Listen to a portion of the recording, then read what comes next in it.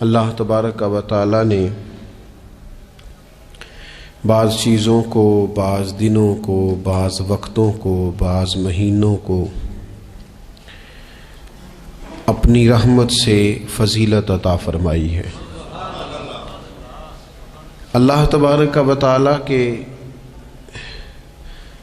ان مخصوص دنوں کو فضیلت عطا کرنے میں ہم گناہگاروں کا بہت ہی زیادہ فائدہ ہے۔ جب کچھ چیزیں فضیلت مآب ہو جاتی ہیں، ان کی عظمت بڑھ جاتی ہے، تو اللہ کے بندوں کو کم وقت میں زیادہ نفع کمانے کا موقع نصیب آتا ہے۔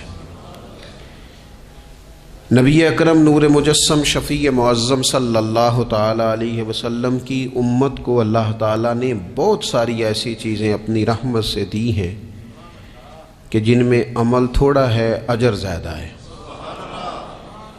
اس کا نتیجہ یہ نکلتا ہے کہ انسان تھوڑے وقت میں، تھوڑے ٹائم میں، تھوڑی مصروفیت میں اپنے رب کریم کے بارگاہ سے زیادہ اجر کا مستحق ہو جاتا ہے۔ انہی مقدس، معتبر، معنی خیز ایام میں ایک بڑی فضیلت، زیادہ عظمت والا مہینہ ماہ رمضان المبارک ہے۔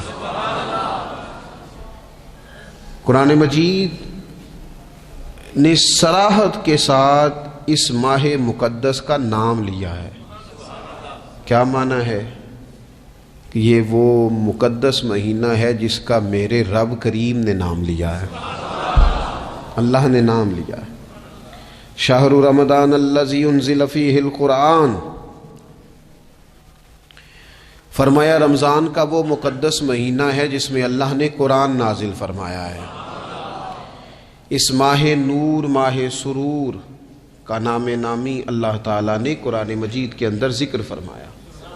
حضرت سلمان فارسی رضی اللہ تعالیٰ عنہ ارشاد فرماتے ہیں کہ شعبان المعظم کا آخری دن تھا، اگلے دن رمضان شروع ہونے والا تھا کہ رسول پاک علیہ السلام نے ہمیں رمضان کی فضیلت پر خطبہ ارشاد فرمایا۔ آپ اس بات کو غور سے سمجھیے کہ ایسا مہمان جس کے آنے سے پہلے اس کی فضیلت بیان کی جا رہی ہے، اور فضیلت کون بیان کر رہا ہے؟ امام الانبیاء صلی اللہ تعالی علیہ وسلم۔ یہ صرف ہمارے دلوں کے اندر، امت کے دلوں کے اندر اس ماہ مقدس کی فضیلت کو اور اس کی عظمت کو بٹھانے کے لیے کہ پوری طرح تم اپنے ذہن میں اور اپنے دل میں ایک بات بٹھاؤ کہ ایک عظمتوں والا مہینہ تم پر سایہ فگن ہونے والا ہے، عظمتوں والا۔ حضور نے ایک دن قبل اس کی فضیلت بیان۔ ہمارے ہاں یہ ہوتا ہے کہ ہم کسی چیز کی اہمیت کو لیتے ہیں لیکن سمجھتے ہیں کہ یہ کوئی روٹین ورک ہے، یعنی نارملی ہر سال رمضان شریف آتا ہے، اپنے وقت کے حساب سے چاند بدلتا ہے اور اپنے وقت پر رمضان شریف آ جاتا ہے۔ ہم سمجھتے ہیں کہ مطلب روٹین کا ایک معاملہ ہے، ایک روٹین کی چیز ہے۔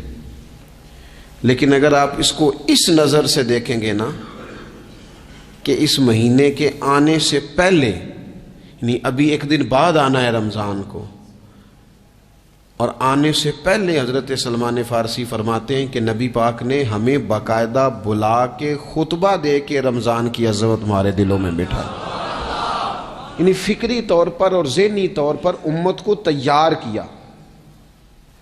فرمایا تم پر ایک ایسا مہینہ سایہ فگن ہونے والا ہے جو مبارک ہے تمہارے لیے، باعث برکت ہے تمہارے لیے۔ تم اپنے آپ کو ذہنی طور پر تیار کرو کہ ایک ماہ نور تمہارے قریب آ رہا ہے۔ جو رمضان، اسلامی عبادات جتنی بھی ہیں نا، وہ مخصوص پوجا پاٹ نہیں۔ اسلامی عبادات میں سے کوئی عبادت بھی ایسی نہیں جس کا مقصد ہی ہو کہ آپ نے اتنے وقت سے لے کر اتنے وقت تک فلاں عمل کرنا ہے۔ جتنی بھی عبادات ہیں اسلامی، وہ اپنے دامن میں کوئی نتیجہ رکھتی ہیں، کوئی رزلٹ رکھتی ہیں، اس کے ثمرات انسانی زندگی پر مرتب ہوتے ہیں۔ انسان کو تزکیہ نصیب ہوتا ہے، اس کے باطن کو صفائی نصیب ہوتی ہے، اسے خیر کرنے کا موقع ملتا ہے، تربیت کے بہت سارے مواقع اس میں پائے جاتے ہیں، بہت سارے اسرار و رموز کے ساتھ اسلامی عبادات ہیں۔ یہ جو رمضان المبارک ہے نا، یہ جو روزہ ہے، یہ روزہ اپنے دامن کے اندر تربیت رکھتا ہے، تربیت۔ یا ایھا الذین آمنوا کتب علیکم الصیام کما کتب علی الذین من قبلکم لعلکم تتقون۔ اے ایمان والو، تم پر روزے فرض کیے گئے جیسا کہ تم سے پہلے لوگوں پر بھی فرض کیے گئے تھے تاکہ تم تقوی اختیار کرو۔ روزہ تمہیں پرہیزگار بنائے گا، تمہارے اندر سے جو نفسانی چیزیں ہوں گی انہیں نکالے گا، اور اللہ تبارک و تعالیٰ کی طرف تمہارے دل کا رجحان ہوگا، تمہاری روح کا رجحان ہوگا، تمہیں تزکیہ دے گا۔ روزہ انسان کی تربیت کرتا ہے، انسان کو روزہ ذہنی طور پر تیار کرتا ہے کہ اللہ کے حکم کے مطابق کھانا ہے، اللہ کے حکم کے مطابق پینا ہے۔ سب سے بڑا مسئلہ اس دور کا رزق حلال کا حصول ہے اور حرام سے اجتناب ہے۔ تو روزہ ہمیں یہ سبق پڑھاتا ہے کہ ہم وہی کھائیں گے اور اسی وقت کھائیں گے جو کھانے کا ہمیں ہمارے رب نے حکم ارشاد فرمایا ہے، اور جس سے اللہ رسول منع کر دیں گے جتنی مرضی چمک دمک اپنے دامن میں رکھے، جتنی مرضی، لیکن ہم وہی لیں گے جو ہمارے لیے جائز ہے۔ آپ غور فرمائیے، روزہ لعلکم تتقون، روزہ تمہیں پرہیزگار کرتا ہے۔ بہت سارے لوگ ایک بات کرتے ہیں کہ عادتیں نہیں بدلی جاتی، یار کوشش کرتا ہوں لیکن میری عادت نہیں تبدیل ہوتی۔ میں آپ کو ایک رائے دینے لگا ہوں، مشورہ دینے لگا ہوں، میں آپ سے یہ عرض کرنے لگا ہوں کہ موقع آیا ہے رمضان شریف کا۔ رمضان میں نا بندہ روٹین میں اپنی عادتیں بدلتا ہے۔ کسی کو سویرے 7 بجے کھانے کی عادت ہے، کسی کو 9 بجے کھانے کی عادت ہے، کوئی صبح ناشتہ نہیں کرتا، دوپہر میں ہی کھاتا ہے۔ لیکن رمضان آیا تو عادت بدل گئی، 7 بجے والا بھی نہیں کھا رہا، 9 بجے والا بھی نہیں کھا رہا، دوپہر والا بھی نہیں کھا رہا، سارے سحری میں کھا رہے ہیں۔ عادت بدل گئی، بالکل طبیعت بدل گئی، روٹین چینج ہو گئی۔ کوئی اٹھ رہا تھا صبح فجر میں، اللہ کی توفیق سے اللہ تعالیٰ معاف فرمائے تو کچھ ایسے بھی تھے جو 9-10 بجے اٹھ رہے تھے، کچھ الحمدللہ فجر پڑھ کے چلو کسی وجہ سے پھر سو گئے، 10-11 بجے اٹھ رہے تھے، روٹین بدلی ہوئی تھی۔ رمضان آیا تو بدل گئی، سارے سحری میں اٹھ رہے ہیں، تہجد کے وقت سب کی آنکھ کھل رہی ہے، بالکل روٹین بدل گئی، حالات بدل گئے، معاملات تبدیل ہو گئے، اوقات تبدیل ہو گئے، دفاتر کے ٹائم تبدیل ہوئے، اسکولوں کے نظام تبدیل ہوئے، مدارس کے اوقات تبدیل ہوئے، ہر چیز کے اندر تبدیلی آئی۔ معنی کیا ہے کہ اللہ نے تمہیں موقع دیا ہے کہ عادتیں بدلی جا سکتی ہیں، اپنے آپ کو تبدیل کیا جا سکتا ہے، لائف سٹائل کو چینج کیا جا سکتا ہے۔ یہ موقع آیا ہے، ایک مہینہ ہے پورا، 2-3 دن 4 دن آپ کی روٹین بگڑ جائے نا سونے کی، یعنی روٹین سے ہٹ کے آپ سونا جاگنا شروع کر دیں تو پھر وہی روٹین بن جاتی ہے، پھر اسی ترتیب سے انسان سارے کام کرتا ہے۔ تو رمضان میں روٹین چینج ہوگی، سارے تہجد میں اور سحری میں اٹھیں گے، تو اللہ کرے نا یہ روٹین قائم رہے۔ رمضان میں تو اٹھتے تھے سحری کرنے کے لیے، تو اللہ کرے روٹین بن جائے اور سارا سال اٹھیں تہجد کی نماز ادا کرنے کے لیے، اللہ کرے روٹین بن جائے، چیزیں تبدیل ہو جائیں۔ وہ لوگ جن کو ڈاکٹر کہہ رہے تھے کہ دوائی بھی کھانی ہے اور پرہیز بھی کرنا ہے، تو وہ کہہ رہے تھے جی دوائی کھانا تو آسان ہے، پرہیز کرنا مشکل ہے، تو بدلنے لگی ہے نا روٹین، آ گیا نا رمضان، پرہیز کا ٹائم شروع ہو گیا۔ لہذا بہترین فائدہ یہ ہوگا کہ رمضان میں پرہیز ہوگی، ڈائٹ پلان بالکل بنایا جا سکتا ہے، اس میں چیزوں کو بالکل مرتب کیا جا سکتا ہے۔ تو رمضان شریف کے آنے سے پہلے ذہنی طور پر اپنی عادات کی تبدیلی کا پروگرام بنائیں، عادتیں بدل جایا کرتی ہیں۔ رسول کریم دنیا میں آئے وَيُزَكِّيكُمْ، حضور تزکیہ کرنے تو آئے ہیں، عادتیں بدلنے تو تشریف لائے ہیں۔ نبی پاک نے صفائی ستھرائی کر دی، ساری ناپاک چیزوں کو نکال دیا۔ تو روٹین دیکھیں کہ رمضان میں تقوی کے حصول کے لیے اپنی عادات کو تبدیل کرنا ہے، اور اس کے لیے ذہنی طور پر اپنے آپ کو تیار کریں۔ وہ جو کہتے ہیں بچے سویرے نہیں اٹھتے، وہ روٹین بنا لیں، یہ موقع آیا ہے، ابھی سے ارادہ کر لیں کہ جناب ہم نے اس ترتیب سے اپنے گھر کو، ماحول کو، بچوں کو اس ترتیب سے ہم نے مرتب کرنا ہے چیزوں کو. یہ آپ ارادہ کریں، اللہ تعالیٰ مدد فرمائے گا. رمضان المبارک کی جو خاص فضیلت ہے، اس خاص فضیلت کو رمضان آنے سے پہلے ذہن میں بٹھا لیں اور رمضان المبارک پورے کا پورا اس ذوق سے گزاریں کہ ذہن میں بات موجود ہو، ذہن میں، کہ دراصل رمضان کیا ہے. اللہ کے پیارے رسول صلی اللہ تعالی علیہ وسلم نے فرمایا، اے لوگو تم پر ایک عظیم المرتبت مہینہ سایہ فکن ہو رہا ہے. حضور فرماتے ہیں شہر مبارک، فرمایا یہ بڑا برکت والا مہینہ ہے، یہ برکتیں لے کے آیا ہے، یہ رحمتیں لے کے آیا ہے، یہ اپنے ساتھ عنایات لے کے آیا. اور نبی اکرم صلی اللہ تعالی علیہ وآلہ وسلم نے فرمایا جو بندہ بھی قرب الہی کی نیت سے رمضان میں نیکی کا طلبگار ہوگا، فرمایا وہ اگر نفل نیکی کرے گا نا تو اللہ تعالیٰ اسے فرض کے برابر ثواب عطا فرمائے گا. اور حضور علیہ الصلوۃ والسلام فرماتے ہیں جو اس مہینے میں ایک فرض ادا کرے گا اللہ 70 فرضوں کے برابر اجر عطا کرے گا. اپنے ذہن میں ایک بات بٹھائی جائے، ذہن میں یہ بات بٹھائی جائے کہ یہ نا برکت والا مہینہ ہے، اس میں میرا ثواب بڑا ضربوں کے ساتھ آگے بڑھے گا. ایک ذہن بنایا جائے اور پھر ثواب اکٹھا کرنا شروع کر دیا جائے. پھر وہ ترتیب بنا لی جائے، کاروباری نہیں، روحانی ترتیب، کاروباری نہیں، یعنی نئے سے نئے سٹال نہ تیار کیے جائیں. مہنگائی کیسے کرنی ہے اور کس طرح کر کے کن چیزوں کی آج کل مانگ ہوگی، کس ترتیب سے سودا پہلے ہی خریدنا ہے، مہنگا کیسے کرنا ہے، اللہ معاف کرے مصنوعی قلت کیسے پیدا کرنی ہے، کمائی کیسے کرنی ہے. رمضان کے اندر جناب لوگ ساری ترتیب لگا کے، ساری. میرے ایک دوست ہیں میڈیکل کے شعبے سے وابستہ ہیں، تو مجھے کہنے لگے کہ ڈاکٹر بھی اپنی روٹین بدلتے ہیں اور معدے والی ساری دوائیاں بھی اکٹھی کر لیتے ہیں کیونکہ رمضان آنے والا ہے، یہ زیادہ لوگ استعمال کریں گے.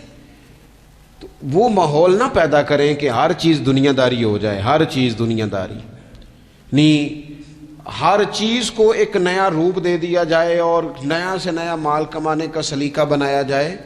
میں اکثر کہا کرتا ہوں کہ رمضان تو اس لیے تھا نا کہ اس میں کم کھانا ہے، تھوڑا کھانا ہے، لیکن اگر بندہ کہے کہ میں نے صبح کا چونکہ کھایا نہیں لہذا اب شام کو اتنا کھانا ہے کہ ہفتے سے پہلے ڈاکٹر کے پاس بھی جانا ہے، میں نے وہ سارا پوری کرنی ہے روٹین، تو پھر وہ مقصد کو نہیں نہ سمجھا، پھر اس نے اس خوبصورتی کو نہیں پایا جو خوبصورتی اس کو دین دینا چاہتا تھا. ایک تو رمضان کی فضیلت کو سمجھنا ہے، اور پھر جب ہم روزہ دار ہیں، ہم نے روزہ رکھا ہوا ہے، تو نبی پاک علیہ السلام نے خود اس مفہوم کو کھول کے بیان کیا. فرمایا جس بندے نے جھوٹ نہیں چھوڑا، گناہ نہیں چھوڑا، گویا غیبت نہیں چھوڑی، بدی نہیں چھوڑی، تو اللہ کے محبوب علیہ الصلوۃ والسلام فرماتے ہیں پھر اللہ تعالیٰ کو اس کے بھوکا پیاسا رہنے کی تو کوئی ضرورت نہیں، کیونکہ لعلکم تتقون، تقوی اختیار کرنا تو روزے کا مقصد تھا. اور اگر اس نے وہ بات کو سمجھا ہی نہیں، استاد کے لیے صرف استاد ہو جانا ہی ضروری نہیں، اس کو پھر اپنے منصب کا لحاظ کرنا بھی ضروری ہے کہ میں استاد ہوں. والد کا صرف والد ہو جانا ہی کمال نہیں، اس کو پھر اس منصب کے تقاضوں کو بھی سمجھنا چاہیے کہ اب میں ایک باپ ہوں، اب میں روٹین میں وہ آزاد نہیں ہوں کہ جہاں میرا جی چاہے گا جاؤں گا، جہاں میری طبیعت چاہے گی میں کھاؤں گا، جہاں میرا دل کرے گا میں وہ کام کروں گا. اب آپ سرپرست ہیں، سربراہ ہیں. انسان دیکھیں نا، ایک شخص ہے وہ عالم ہے، علم پڑھ لینا صرف کمال نہیں، وہ اپنے منصب کو بھی تو سمجھے نا، اس منصب کے وقار کو، اس کے لحاظ کو بھی تو سمجھے نا. ایک آدمی اگر عمر رسیدہ ہے، بڑا ہے، بزرگ ہے، اور وہ چاہتا ہے کہ میری بزرگی کی وجہ سے میرا اکرام کیا جائے، تو اسے اپنے منصب کا بھی لحاظ کرنا پڑے گا. اس کو حضرت سعدی فرمایا کرتے تھے میں نے 18 سال کے بزرگ دیکھے اور میں نے 75 سال کے بچے دیکھے. حضور کیا مطلب؟ فرمانے لگے عمر ہو گئی لیکن اپنے منصب کا خیال نہ کیا، عادات بچوں والی رہی۔ اور فرماتے میں نے ایسے لوگ دیکھے جن کو شروع وقت میں ہی اللہ والوں کی صحبت نصیب آئی تو وہ جو بزرگی ہے وہ پھر عمر کی وجہ سے نہیں ملی، وہ اللہ نے علم اور عمل کی وجہ سے عطا فرما دی۔ تو اپنے منصب کا لحاظ کرنا کہ میرا یہ منصب ہے، اسی طرح جب ہم نے روزہ رکھا ہوا ہوگا نا تو پھر ہم نے اس منصب کا بھی لحاظ کرنا ہے کہ میں روزے دار ہوں۔ پھر خالی بھوکے پیاسا نہیں رہنا۔ رسول پاک صلی اللہ تعالی علیہ وآلہ وسلم نے پتہ ہے روزے دار کی فضیلت کیا بیان فرمائی؟ اللہ کے محبوب صلی اللہ تعالی علیہ وسلم فرماتے ہیں کہ رب فرماتا ہے ابن آدم کا ہر عمل اس کے لیے ہے، روزہ میرے لیے، اور فرمایا میں خود جزا دوں گا روزے کی، میں خود جزا دوں گا روزے کی۔ اور حضور فرماتے ہیں روزہ ڈھال ہے، جو شخص روزہ دار ہو وہ بےہودگی سے، فحش گوئی سے اجتناب کرے۔ اور اللہ کے محبوب صلی اللہ تعالی علیہ وسلم فرماتے ہیں اگر کوئی شخص اسے گالی دے، اگر کوئی شخص اس سے جھگڑا کرنا چاہے تو پتہ کیا جواب دے؟ اسے کہے بھئی میں روزے دار ہوں، میرے منصب کا تقاضا نہیں کہ میں تیرے ساتھ الجھوں۔ اور رسول پاک صلی اللہ علیہ وسلم فرمانے لگے اوہو اتنی بڑی بات۔ حضور فرمانے لگے، یہ صحیح مسلم کے لفظ ہیں، کریم محبوب فرمانے لگے مجھے اس رب کی عزت کی قسم جس کے قبضے میں محمد عربی صلی اللہ علیہ وسلم کی جان ہے، حضور فرماتے روزہ دار کے منہ کی خوشبو اللہ تعالیٰ کے نزدیک قیامت کے دن مشک کی خوشبو سے بھی زیادہ وقت والی ہوگی۔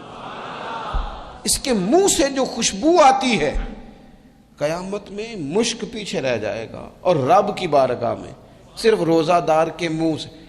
اگر تیرے منہ کی خوشبو رب کو اتنی پسند ہے تو تجھے بھی تو اپنے منصب کا خیال ہونا چاہیے کہ میں نے روزہ رکھا ہوا ہے، میں روزہ دار ہوں۔ اور میرے نبی پاک علیہ السلام کے یہ دو لفظ ہیں نا، وہ صوفیاء ہیں نا، اللہ کے نیک بندے جو ساری زندگی تڑپتے رہے کہ کبھی یہ حقیقت منتظر نظر آنا لباس مجاز میں، کبھی مالک ایک دفعہ کبھی تیرا جلوہ ملے، کبھی یہ حقیقت منتظر نظر آنا لباس مجاز میں، لاکھوں سجدے تڑپ رہے ہیں میری جبین نیاز میں۔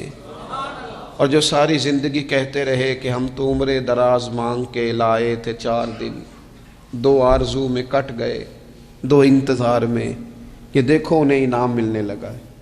جو اس کی راہ کے سوالی تھے، جو اس کے رستے کے مسافر تھے، جو اسے پانا چاہتے تھے، جو اس کی دید کرنا چاہتے تھے، جو اسے ملنا چاہتے تھے، میرے رسول پاک علیہ السلام نے فرمایا روزہ دار کو 2 خوشیاں ملیں گی۔ ایک خوشی اس وقت ملتی ہے جب وہ افطار کرتا ہے، اور فرمایا ایک خوشی اس وقت ملے گی جب وہ اپنے رب سے ملاقات کرے گا، جب وہ اس سے ملے گا تو اس وقت روزہ دار کو خوشی ہوگی۔ میرے دوستو خوشی تو جو ہوگی سو ہوگی، لیکن یہ لفظ بڑے حسین نہیں کہ روزہ دار کی رب سے ملاقات ہوگی، یہی لفظ بڑے باکمال نہیں۔ ایک روایت میں تو یہ ہے نا کہ روزہ میرے لیے ہے میں اس کی جزا دوں گا، اور ایک روایت میں یہ ہے کہ روزہ میرے لیے ہے اور رب فرماتا ہے میں خود روزے کی جزا ہوں، یعنی باقی نیکیوں پر ثواب ملے گا، روزہ رکھنے والے کو رب رحمان ملے گا۔ نبی اکرم صلی اللہ تعالی علیہ وسلم کے امت کے صوفیاء نے نا کچھ چیزوں کو بڑا کھولا ہے۔ عارف رومی کہتے ہیں کہ ایک دن نا محمود غزنوی نے خزانوں کے دروازے کھول دیے اور فرمایا بھئی میں نے آج ہر چیز کھول دی ہے، جو جس چیز پہ ہاتھ رکھے گا وہ اسی کی ہو جائے گی۔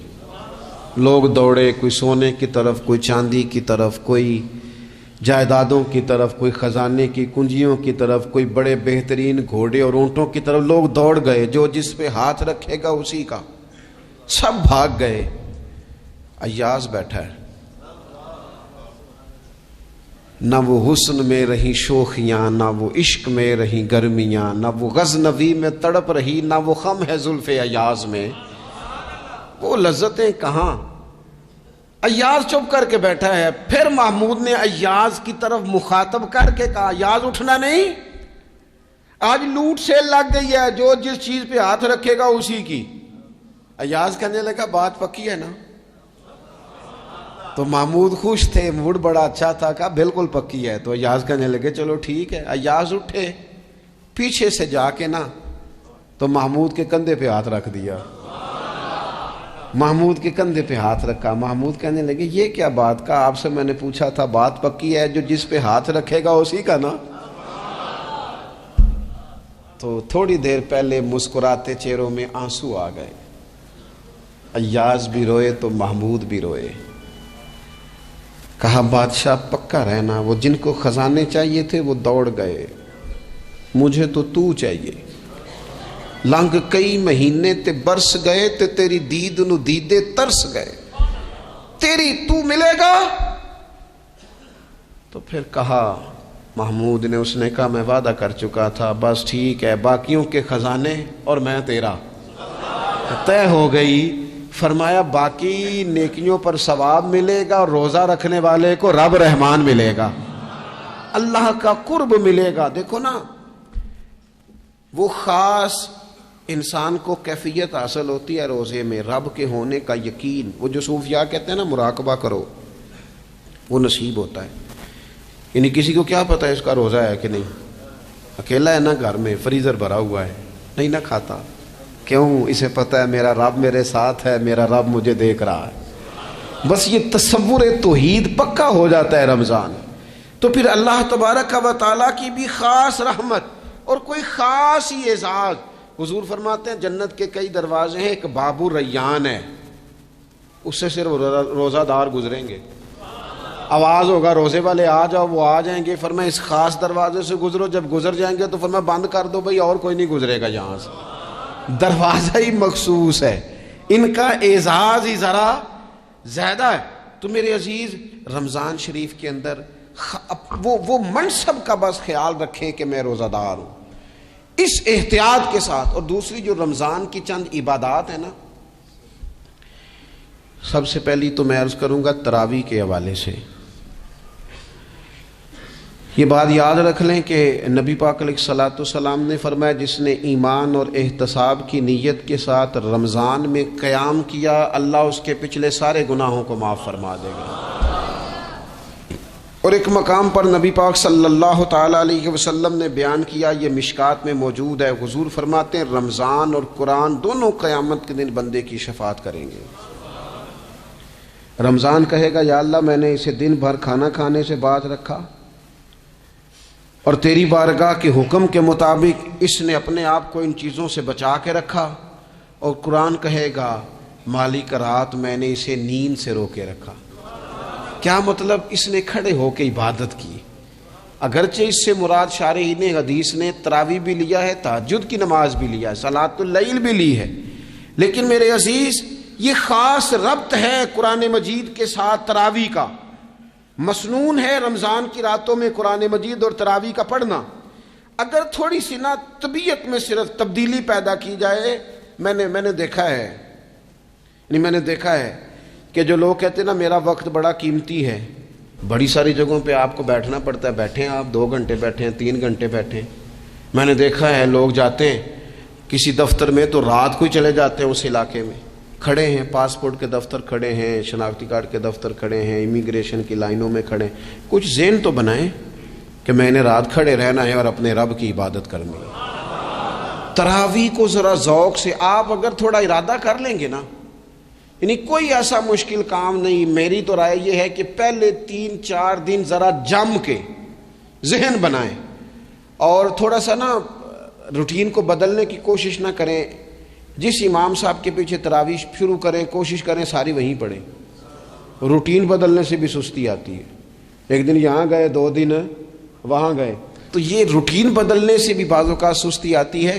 کوشش کریں ایک جگہ پہ قرآن شریف سننا شروع کریں اور پھر پورا قرآن مجید وہیں پہ سنیں, اور تھوڑا ذہن بنائیں. میں نے دیکھا ہے ہمارے استاد صاحب اس طرح کیا کرتے تھے کہ بہت تھوڑا کھانا افطاری کے وقت, تھوڑا, اور ان سے کہا جاتا آپ بزرگ آدمی ہیں, اتنا کم کھانا کیسے نظام چلے گا؟ تو فرماتے تھے میں ایک چپاتی اور آدھی چپاتی کھا لوں گا لیکن تراوی کے بعد.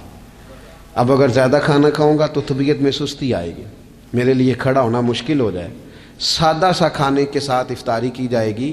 اور تراوی کے لیے اپنے آپ کو ذہنی کہاں ٹائم ملتا ہے سارا سال قرآن پڑھنے سننے کا؟ یہ تو اللہ نے موقع عطا فرمایا ہے. تو تھوڑا سا اگر دلچسپی پیدا کی جائے، بڑا بڑا سونا قرآن مجید پڑھا جاتا ہے مساجد میں، بچے بڑی بڑی خوبصورتی سے، تو اللہ کا شکر ہے جگہ جگہ پہ. اور مساجد کے علاوہ بھی میں نے دیکھا ہے، ہم سے لوگ مطالبہ کرتے ہیں کہ ہماری فیکٹری میں رات کو بھی کام ہوتا ہے، اتنے سارے ورکر ہیں تو بچہ کوئی مل جائے قرآن شریف سنائے، فلانی جگہ بھی اتنے لوگ ہیں تو اگر موقع مل جائے تو اگر تھوڑا ذہن بنایا جائے، شوق پیدا کیا جائے تو اللہ تعالیٰ فضل فرماتا ہے، انسان کو طاقت ملتی ہے کھڑے رہنے کی.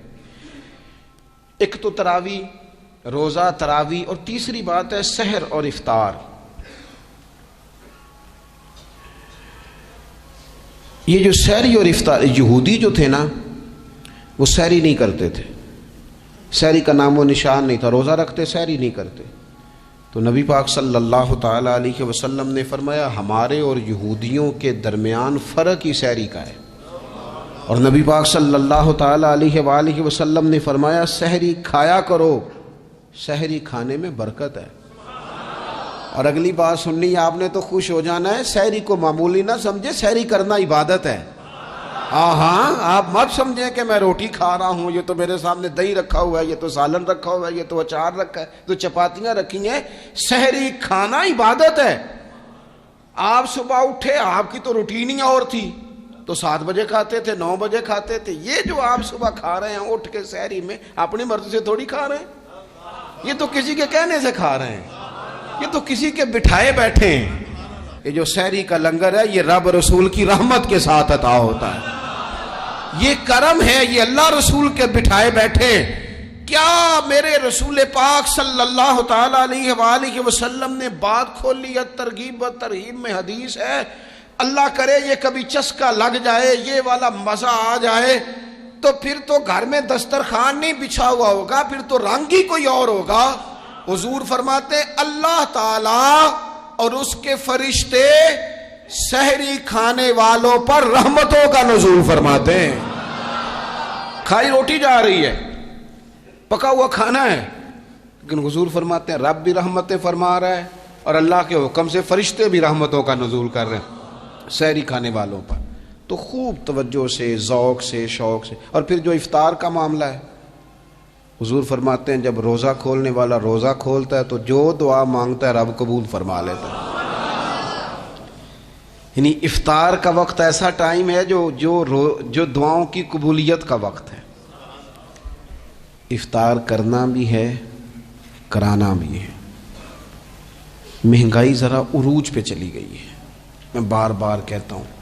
مجھ سے نا لوگ دعا کے لیے مجھے کہتے کہتے اپنے کئی دکھ بتا دیتے ہیں. تھوڑا سا نا افطاریاں مہربانی فرمائیے گا سیاسی نہ کیجیے گا. وہ جن سے مال لیتے ہیں، وہ جن کو مال دیتے ہیں، وہ جن سے ووٹ لینے ہیں، وہ جنہوں نے ووٹ لینے ہیں، اس بنیاد پر سحر افطار کے بندوبست نہ کریں رضا الہی کے لیے. میرے محبوب فرماتے ہیں جس نے رب کی رضا کے لیے کسی کو افطار کرایا، جتنا ثواب اللہ روزہ رکھنے والے کو دے گا اتنا افطار کرانے والے کو بھی عطا کرے. اور ایک حدیث تو آپ پڑھیں گے تو جھوم جائیں گے، سنیں گے تو خوش ہو جائیں گے. المعجم الکبیر میں موجود ہے. نبی پاک علیہ السلام فرماتے ہیں جس نے حلال کھانے اور حلال پانی سے کسی کا روزہ افطار کرایا نا، ذرا دیکھنا غریبوں کے گھروں کو جھانکنا، ذرا اپنے عزیزوں میں ایک نظر دوڑا لینا، ذرا رمضان کی نیت کر کے رمضان سے پہلے ہی غرباء تک راشن پہنچا دینا، ان کی فکر دور ہو جائے. وہ پہلی شام ہی اپنے بچوں کے ساتھ آسودہ حال ہو کے بیٹھیں. دیکھ لینا یہ نہ ہو کہ ایک بھائی کھول کے کھا رہا ہو اور دوسرے کے بچے منتظر ہوں کہ آج سحر افطار میں کیا کرنا ہے. اپنے گلی محلے میں دیکھ لینا. ہم اس رسول کے ماننے والے ہیں جنہوں نے فرمایا میں اسے مومن ہی نہیں جانتا جو پیٹ بھر کے کھائے اور اس کا ہمسایہ بھوکا رہ جائے. تھوڑا سا اپنے ارد گرد نظر ڈال لینا. المعجم الکبیر میں حدیث موجود ہے. اللہ کے پیارے رسول صلی اللہ تعالی علیہ وسلم نے فرمایا جس نے حلال پانی سے، حلال روٹی سے کسی کا روزہ افطار کرایا تو فرمایا فرشتے اس بندے کے لیے رمضان کے دنوں میں، رمضان کی گھڑیوں میں دعا کرتے ہیں، اور جناب جبریل امین اس کے لیے شب قدر کی رات دعا کرتے ہیں۔ حضرت جبریل شب قدر میں دعا کریں گے، خاص رات، یا اللہ اس بندے پر فضل فرما، اس نے تو غریب آدمی کو افطار کرا۔ یہ ایک عبادت ہے، اس عبادت کا خیال کریں۔ پھر اعتکاف آئے گا، رمضان کے آخری 10 دنوں کا اعتکاف۔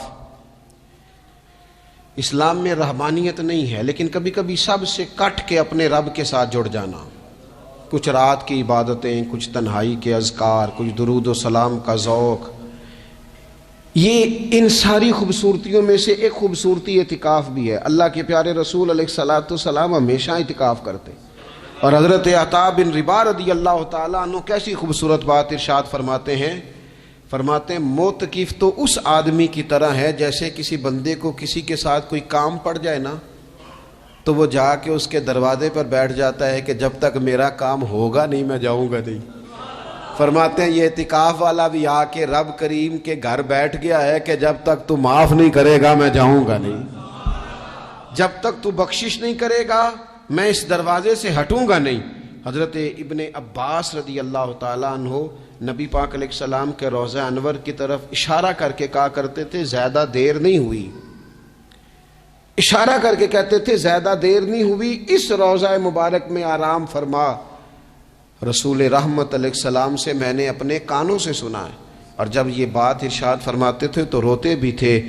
فرماتے ہیں میں نے خود نبی پاک علیہ الصلوۃ والسلام سے سنا ہے کہ جو شخص اللہ تعالیٰ کی رضا کے لیے ایک دن کا بھی اعتکاف کرے گا نا، اللہ تبارک و تعالیٰ اس کے اور جہنم کے درمیان 3 خندقوں کی آڑ بنا دے گا، اور فرمایا ان کی مسافت زمین و آسمان سے بھی زیادہ ہوگی۔ یہ 3 خندقیں اتنی بڑی جن کی چوڑائی زمین آسمان سے بھی زیادہ ہوگی، ایک دن اعتکاف کر لے تو اللہ اس بندے کو دوزخ سے اتنا دور فرما دے گا۔ بہت سارے لوگ ہیں جن کو بڑا ٹائم ملتا ہے چھٹیاں گزارنے کے لیے، کبھی کسی سیاحتی مقام پر، کبھی کسی سیاحتی مقام پر، خرچہ بھی مل جاتا ہے، کام بھی ہو جاتا ہے، سارے سلسلے ہی بن جاتے ہیں، بڑی بڑی جگہوں پہ لوگ جا کے ٹائم گزارتے ہیں۔ تو ایسا نہ ہو کہ 10 دن اللہ کے گھر میں بھی گزارے جائیں۔ علماء نے لکھا ہے کہ کوشش تو کریں ہر سال اعتکاف ہو، نہ ہو سکے تو چلو چند سالوں کے بعد ہو جائے، اور فرماتے ہیں کہ زندگی میں ایک دفعہ تو اس سنت کو ضرور ادا کرنا چاہیے۔ کوئی بندہ ایسا نہ ہو جو محروم رہ جائے، زندگی میں ایک بار صحیح پر اعتکاف کے ساتھ اپنے آپ کو وابستہ ضرور کرے۔ رمضان المبارک کے اندر آخری عشرہ شب قدر کی تلاش کا عشرہ ہے۔ اللہ کے پیارے رسول صلی اللہ تعالیٰ علیہ وسلم ان 10 دنوں میں خود بھی عبادت کرتے تھے اور گھر والوں کو بھی جگایا کرتے تھے، اور اپنے اہل خانہ کو تاکید فرماتے تھے کہ اٹھو اٹھو، آگے بڑھو، یہ آرام کرنے کے دن نہیں ہیں۔ ہمارے ہاں یہ ہوتا ہے کہ وہ جو آخری 10 دن زیادہ عبادت کے تھے، شب قدر کی تلاش کے تھے، وہ آخری 10 دن سارے بازار میں گزر جاتے ہیں، کپڑے سلوائے جا رہے ہیں، کپڑے خریدے جا رہے ہیں، جوتے خریدے جا رہے ہیں، واپس کیے جا رہے ہیں، دوبارہ لیے جا رہے ہیں، سفر ہو رہا ہے، آنا جانا ہو رہا ہے، عیدیاں بٹ رہی ہیں۔ تو یہ سارے کام جو آخری عشرے میں کرنے ہیں، جو زیادہ عبادت کے دن تھے، وہ سارے کام تو رمضان سے بھی پہلے کر لینے چاہیے۔